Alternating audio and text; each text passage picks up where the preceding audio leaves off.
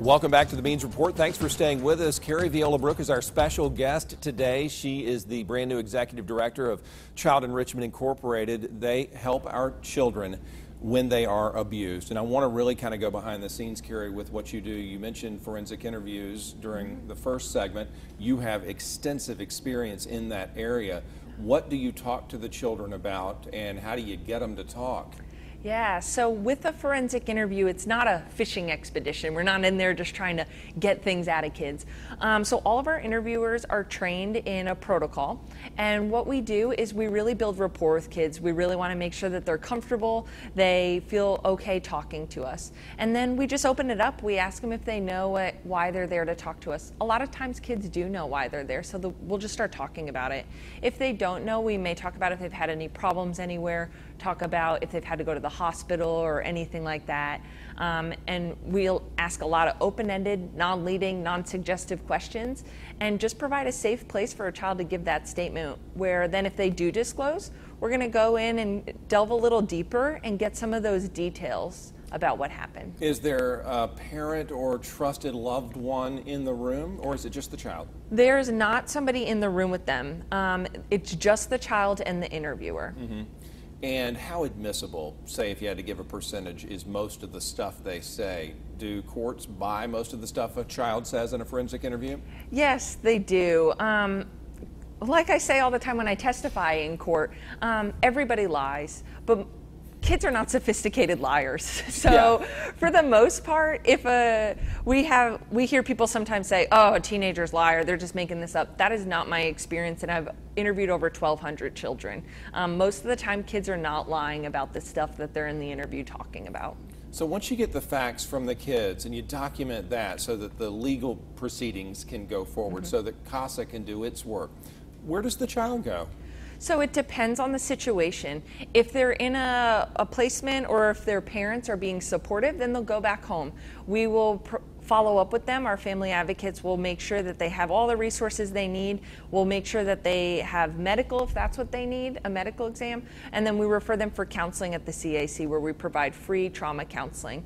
However, if they're in a situation where maybe the parent isn't being supportive or protective, then they may be in foster care already before they come to the CAC, or they may go into foster care after that. And that's where CASA is going to get involved. A judge will appoint a CASA, and then that CASA is going to work with that child and meet with them every month to make sure everything is happening to really work towards the ultimate goal of permanency. What do you mean by permanency? Making sure they're never near that person again? That's not always what it means. It may be reunification. So it may be if that parent is working a case plan that DFAC's set up and they're doing everything they can to get that child back, and it ends up being where the parent is appropriate, then the child will go back home. However, if that's not the case and the parent hasn't worked their case plan, then they may get adopted, or that guardianship may be transferred to maybe a other family member or something like that. Can you help the abuser? So at the Child Advocacy Center side, we don't work with abusers. And really in CASA, sometimes it depends on what the court's view is right then. If they're working for reunification, then sometimes CASA will work with the parent to make sure that the appropriate steps are taken. But for the most part, child enrichment's purpose is to help people who've experienced abuse. So it's not necessarily for helping abusers never to abuse a child again or anything like that. It's really to provide services and support to child victims. What if you want to report child abuse and get the help that y'all offer, because it sounds wonderful and it's needed, obviously, but you don't want your name known? You want to kind of lay low after you report it. Yeah, so the great thing is that you can make anonymous reports.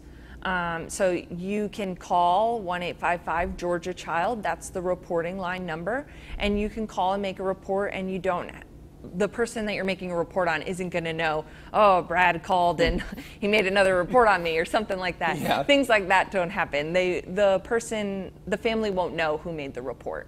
What about a fear that someone has that the child will be taken away from the family, where they say, look, I suspect something, but I don't want to rip that family apart?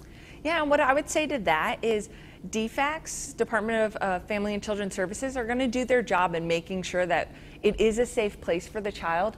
So the way I view that fear is, if a child is put into foster care, the system doesn't do that willy-nilly. They're not going to just take kids and put them into foster care. It is for a reason why that happens. So then on the flip side of that, if a child is put into foster care, that report was a great thing that was made because obviously that child needed assistance.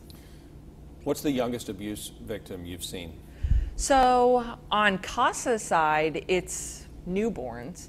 On the Child Advocacy Center side, where we're really working with children on a communication level, we don't interview children under the age of 3 just because we wouldn't be able to talk to them, but kids of all ages are abused too.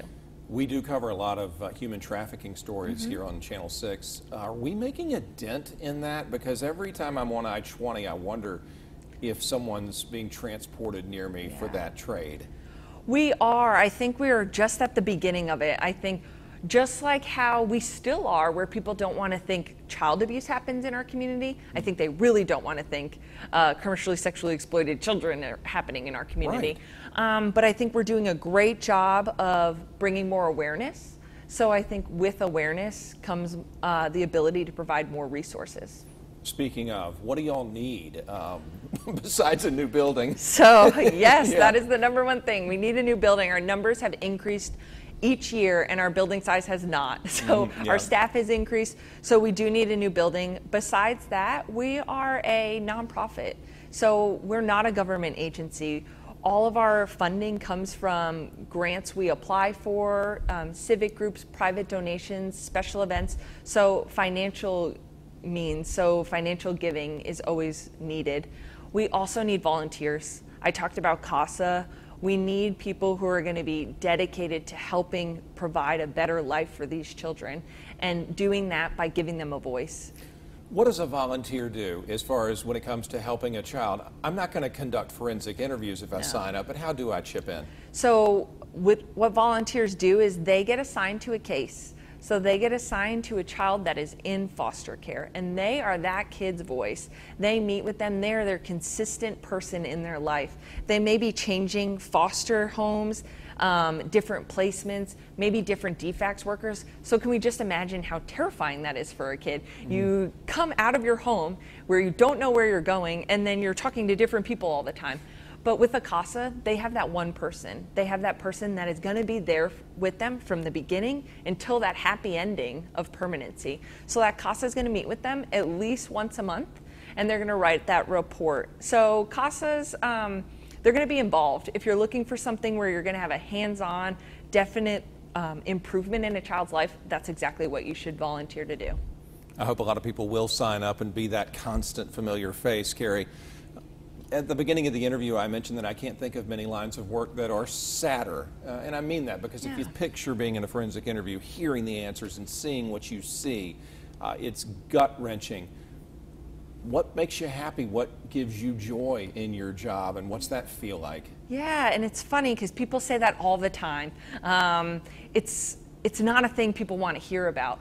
But it's not as depressing as it seems, because we're not the ones abusing these children. We're the ones making sure that their life is going to be better. So I actually view my job as really uplifting because I hear really horrible things, but I can guarantee these kids are going to have a better life after they walked into Child Enrichment's door. That's 100% true, and I can't thank you and your team at Child Enrichment enough for what you do. Thank you. Carrie Viola-Brooke, congratulations on the new gig, running things over at Child Enrichment. And Child Enrichment, anybody watching, thank you so much for helping those sweet children.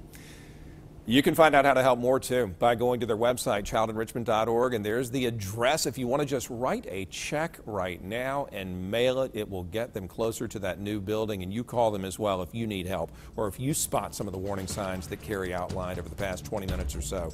706-737-4631. God bless Child Enrichment.